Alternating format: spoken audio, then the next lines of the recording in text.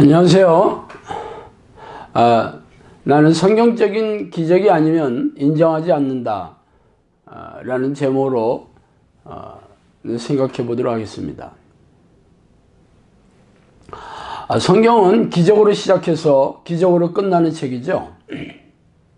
그래서 예수님을 믿지 않는 세상 사람들은 성경책을 가리켜 사람들이 만든 신화다 라고 얘기합니다. 만약 그들이 성경에서 나온 기적들을 두 눈으로 목격했다면 이런 얘기가 쓱 들어갔을 겁니다. 그러나 아쉽게도 지금의 교회에서는 성경의 기적이 재현되지 않습니다. 그래서 이들의 얘기가 일견 타당성이 있는 것처럼 보이기도 합니다. 그러나 세상을 지으시고 우주를 운행하시며 대자연을 섭리하시고 역사를 주관하시는 하나님은 예나 지금이나 살아계십니다. 그래서 아브라함의 하나님이자 이삭의 하나님이 나의 하나님도 되시는 것입니다. 지금도 살아계셔서 교회를 이끄시고 교인들의 영혼을 천국으로 인도하시는 분이 성경의 하나님이시라면 그분의 방식은 성경에서의 방식과 현재의 방식과 동일하실 것입니다. 그렇다면 성경의 기적이 왜 우리에게 일어나지 않는 이유는 무엇일까요? 우리네 교회는 자신들의 신앙 방식으로 성경에 나타난 기적들이 일어나지 않는 이유에 대해 고민하기보다는 자신들의 신앙이 성경에 나타난 내용과 다르지 않다는 변명과 자기 합리화를 하는 쪽으로 입을 맞추기 시작했습니다. 그래서 성경을 자의적으로 해석하고 왜곡시키기 시작했죠. 사도행전에 나오는 기적과 이적의 표적은 사도시대에만 특별하게 부여한 사건이라고 말입니다. 그러나 성경 어디에도 하나님이 사도들에게만 한시적으로 특별한 영적 능력을 주시겠다는 말씀은 없습니다. 아니 거꾸로 하나님은 모든 당신의 자녀들에게 동일하게 대하겠다는 원칙을 수도 없이 말씀하고 계십니다. 그러나 우리네 교회 지도자들의 해석이 설득력을 갖는 이유는 아무도 성경의 기적을 재현하지 못하고 있기 때문입니다. 그렇다면 왜 우리네 교회에서 성경의 기적이 나타나지 않는 이유가 무엇일까요? 사실 그 이유를 아는 게 그리 어렵지 않습니다.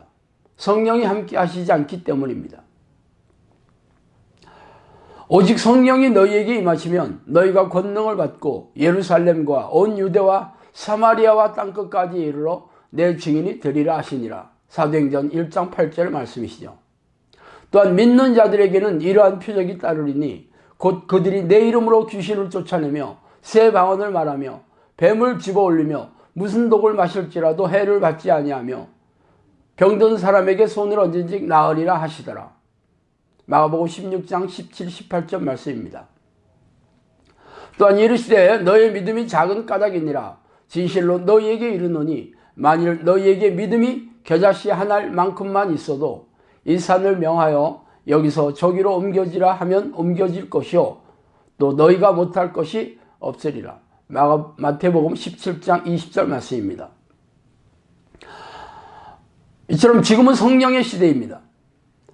성령이 누구십니까? 전지전능한 하나님이십니다. 예수님이 승천하시면서 보혜사 성령께서 오셔서 우리의 믿음을 도와주시고 천국으로 인도하실 거라고 약속하셨습니다.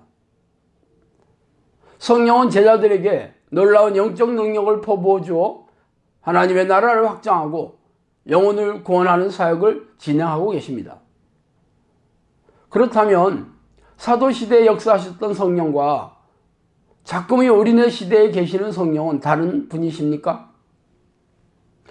동일한 분이시라면 사도시대와 똑같은 방식으로 일하실 것입니다. 그러므로 성령 하나님은 동일하신데 우리네 교회에 초대교회의 역사가 일어나지 않는 이유는 하나님이 인정하시는 믿음이 없기 때문이며 그들에게 성령이 내주하지 않으셨기 때문입니다. 예수님은 겨자씨만한 작은 믿음이라도 기적과 이적을 불러일으킨다고 약속하셨습니다. 그래서 믿는 자들의 표적으로 귀신을 쫓아내며 병든 자들에게 치유가 일어날 것이라고 말씀하셨지요. 그게 사도시대에만 말씀하신 내용이 아닐 것입니다. 왜냐하면 예수님은 세상이 없어져도 자신의 말씀은 떨어지지 아니할 것이라고 선포하셨기 때문입니다. 그렇다면 이렇게 말하는 저도 사도행전에 나타나는 기적을 보여주고 있어야 되죠. 사실 이렇게 말하는 저도 곤혹스럽기는 마찬가지입니다.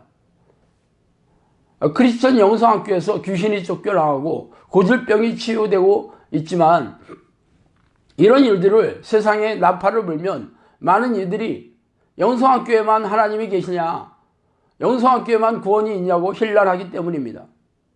물론 제가 조용히 하나님이 보내주시는 양들만을 맡아서 영혼 구원 사역을 할 수도 있습니다. 그렇지만 많은 크리스천들이 기적과 이적이 일어나지 않는 믿음에 대하여 아무런 의구심을 갖지 않고 형식적인 예배의식과 희생적인 신앙행위를 하는 것으로 천국의 자격을 철석같이 믿고 있는 게 너무나도 안타깝기 때문입니다. 제가 말하고자 하는 것은 지금도 하나님은 살아계시며 귀신을 쫓아내시고 질병을 치유하시는 이적과 기적으로 영혼을 구원하고 하나님의 나라를 확장하신다는 것이죠.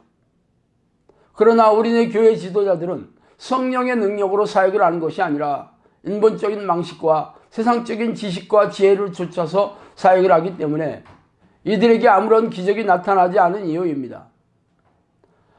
성령은 1분짜리 영적 기도에 동의한다고 들어오시는 분이 아니라 전인격적으로 하나님을 받아들이며 성령을 사모하는 이들에게만 들어오십니다.